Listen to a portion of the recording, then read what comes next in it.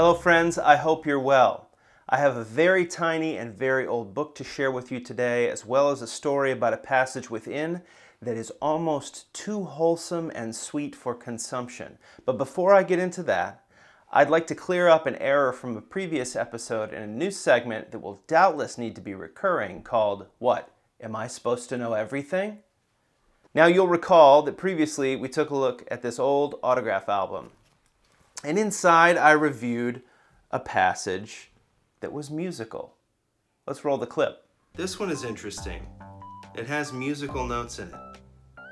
Never, sometimes, and always. Let's try to play this.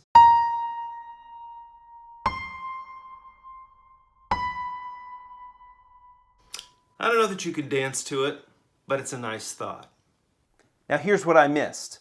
I didn't make a connection between the words and the literal notes on the staff above. Now in my defense, I'm a guitar player, so I don't spend a ton of time on the staff. But I was able to figure out that the notes were B flat, B sharp, and B. What I missed, because the little natural symbol was not there, is that the gag was B natural. So now let me read the words along with the notes. Never B flat, sometimes B sharp, always be natural. What a happy little admonition that is, and I do regret the error. Now let's carry on.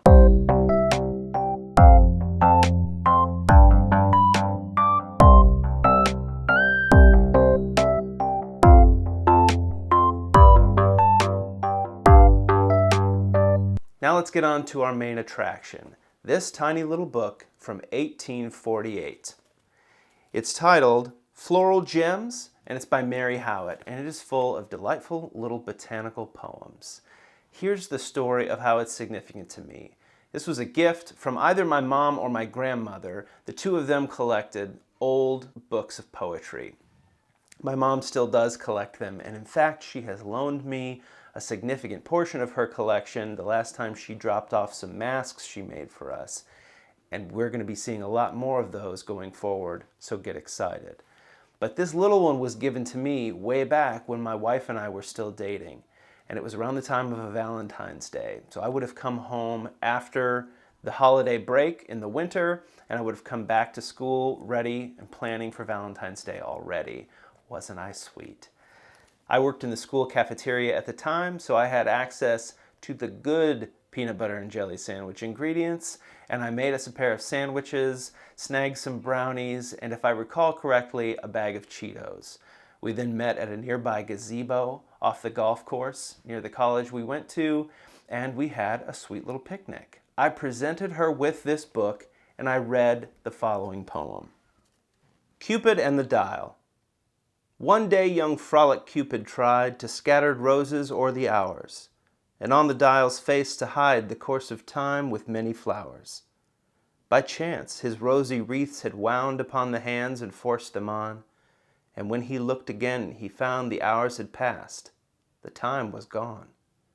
Alas, said Love, and dropped his flowers, I've lost my time in idle play. The sweeter I would make the hours, the quicker they are passed away. So I read that poem to her and handed the book over as a gift with the dandelion pressed inside.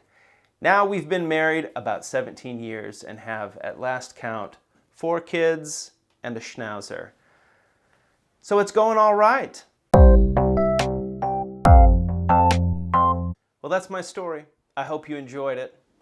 This is a beautiful little book, and it means a lot to me because it is tied to my own story.